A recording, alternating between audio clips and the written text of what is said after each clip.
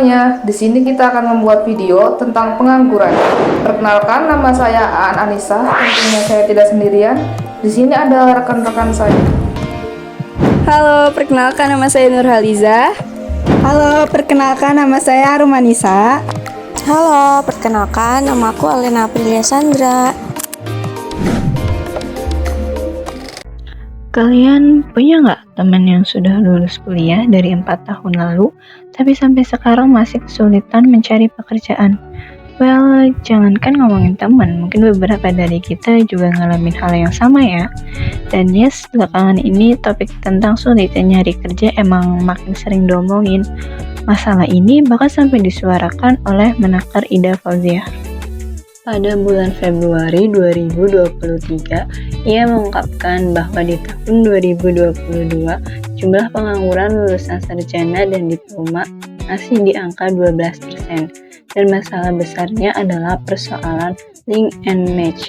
Buat kalian yang belum familiar, istilah link and match menggambarkan penyesuaian antara lulusan lembaga pendidikan dan kebutuhan industri. Hal ini menarik mengingat Presiden Jokowi sebenarnya sudah memperhatikan masalah ini sejak lama. Pada bulan Mei 2019, Jokowi menyebutkan link and match antara industri dan pendidikan sangat diperlukan. Penunjukan Nadiem Makarim sebagai Mendikbudristek bahkan disebut-sebut demi menjawab permasalahan itu. Namun, mengapa persoalan link and match itu masih ada hingga sekarang? Dan seberapa besar sebetulnya angka pengangguran kita?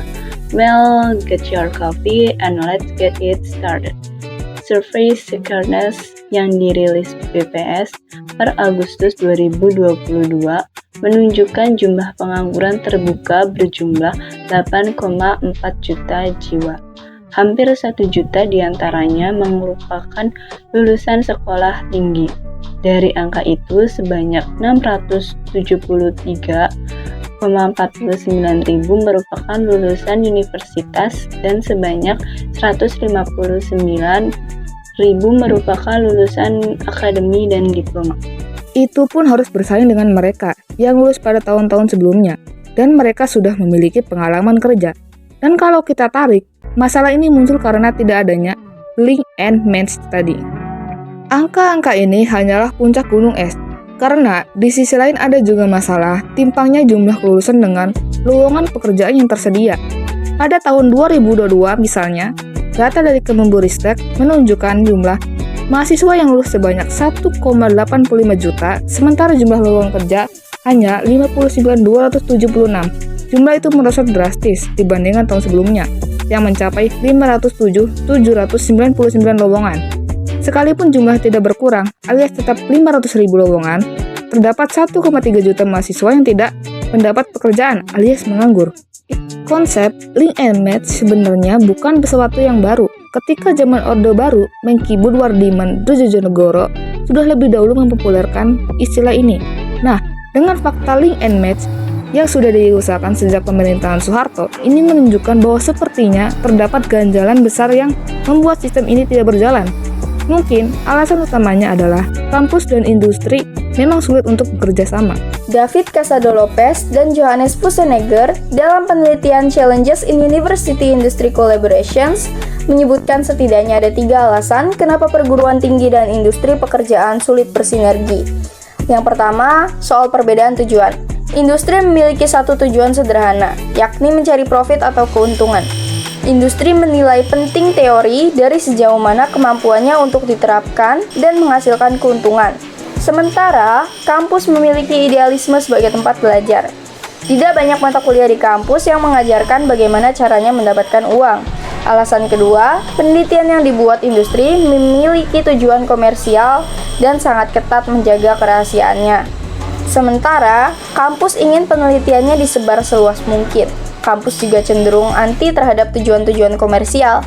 Dan alasan ketiga, karena memiliki orientasi profit jangka pendek. Industri ingin penelitiannya dilakukan dalam waktu cepat. Sementara, kampus melakukan penelitian dalam jangka waktu yang lama, karena mengejar kedalaman dan ketepatan analisis. Perbedaan-perbedaan ini jelas menciptakan pola pikir dan paradigma yang sangat berbeda. Masing-masing dari pihak merasa tujuannya lah yang paling penting, dan akhirnya mendorong mereka merasa lebih baik dari satu sama lain. Singkatnya, kampus dan industri kerap kali terjebak sikap inklusif satu sama lain. Keduanya memiliki ego sektoral masing-masing. Ibarat mencari pasangan di aplikasi kencan, kita baru bisa berkomunikasi alias match apabila kedua belah pihak menggeser ke kanan atau menyukai satu sama lain. Kalau tidak menemukan kesukaan satu sama lain, tentu aja kita nggak akan match kan? Nah, kalau secara alamiah link and match memang nggak akan berfungsi baik, lantas apakah kita bisa menyalahkan Presiden Jokowi atas tingginya pengangguran? Khususnya dari lulusan perguruan tinggi? Well, jawabannya jelas tidak. Kalau pemerintah memang benar-benar niat menyelesaikan persoalan ini, Presiden Jokowi sebenarnya dapat menggunakan kekuatan negara untuk memaksakan link and match agar terwujud, dan tidak ada kekuatan negara yang lebih kuat daripada hukum. Pakar hukum Roscoe Pound menyebutkan bahwa hukum pada dasarnya adalah tool of social engineering atau alat untuk membentuk perilaku masyarakat. Kalau persoalan pengangguran dan link and match adalah masalah yang begitu besar, maka seharusnya Presiden Jokowi menerbitkan aturan hukum yang sesuai. Oleh karena itu, untuk dapat mengeksekusi link and match, salah satu langkah yang dilakukan oleh Presiden Jokowi misalnya adalah mengeluarkan peraturan pemerintah pengganti undang-undang atau Perpu. Ini juga sesuai dengan syarat dikeluarkannya Perpu, yakni adanya kebutuhan mendesak untuk menyelesaikan masalah hukum secara cepat ketika aturan yang ada kurang memadai. Dengan mengeluarkan Perpu, pemerintah bisa memanggil kampus dan industri untuk duduk bersama, lalu membuat berbagai aturan seperti industri harus membuka program magang sebesar 10% dari total pekerja. Kemudian, kampus juga diwajibkan untuk mengirim setiap mahasiswa untuk magang di industri. Jika mahasiswa dinilai menjalankan program magang dengan baik, pemerintah dapat memaksa industri untuk merekrut mereka setelah lulus. Ini sekiranya jauh lebih efektif daripada program prakerja yang saat ini tidak jelas hasilnya. Pemerintah kemudian harus melakukan monitoring ketat setelah kampus dan industri dipaksa menyepakati perjanjian atau aturan hukum tertentu. Nantinya harus terdapat skema sanksi apabila kampus atau industri tidak mematuhi atau menjalankannya. Namun, sampai saat ini hal seperti tadi belum diberlakukan. Kita pun perlu bertanya kembali, bukankah masalah pengangguran adalah sesuatu yang sangat mendesak? Pada akhirnya, ini menjadi catatan bagi kita semua.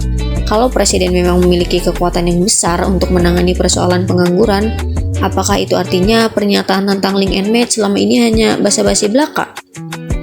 Berikan pendapatmu.